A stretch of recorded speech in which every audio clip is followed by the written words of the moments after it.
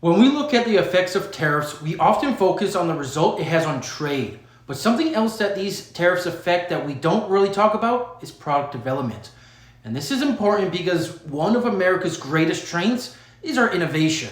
America is a driver of innovation and has developed some of the greatest products of all time.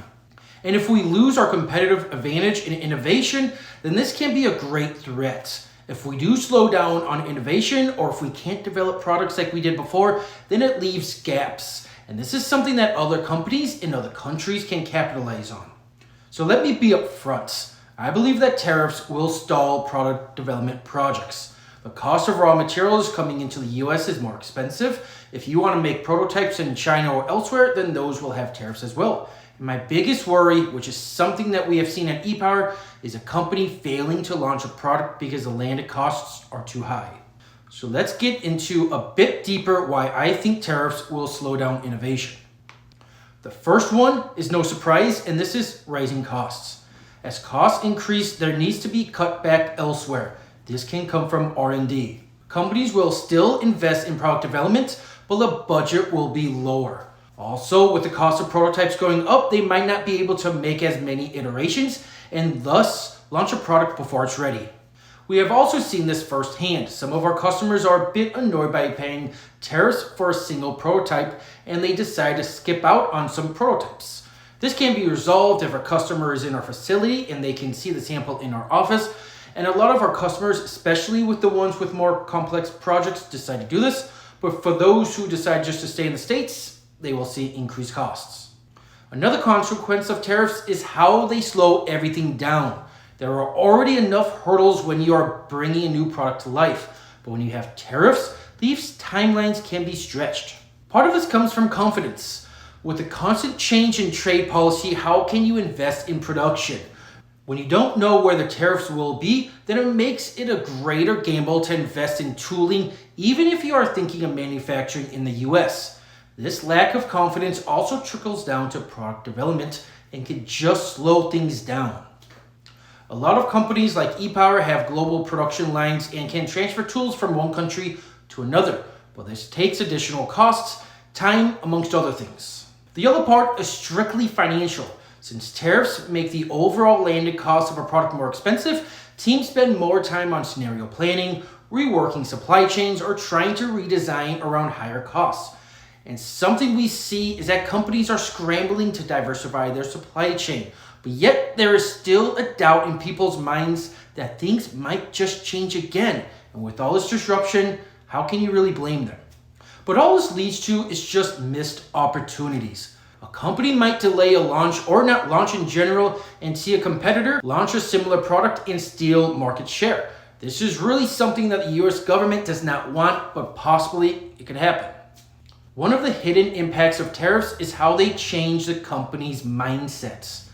Product development is already risky. You're spending money upfront without knowing if the product will succeed. When tariffs push costs higher and add additional uncertainty, companies will become even more cautious. Instead of approving the development of innovative projects, leadership can decide to play it safe. They keep investing in existing products by making small tweaks rather than taking a leap into something new.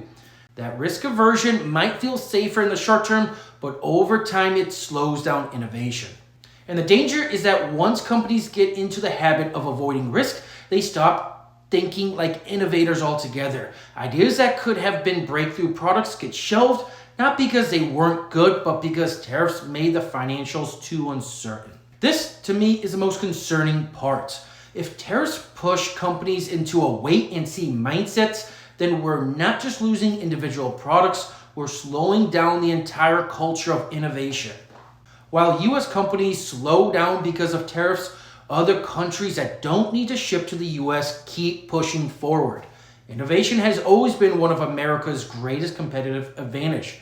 But if tariffs make companies here more hesitant and companies elsewhere keep moving forward, the gap between us and them starts to close. And that's the bigger risk.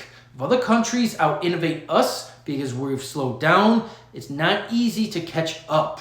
Once the market shifts towards a new leader, it's very difficult to reclaim the lead. That's why I see the tariffs not just as a trade issue, but as a long-term strategic threat. They don't just affect what we buy and sell today, they affect whether we're still leading the world in creating the products for tomorrow.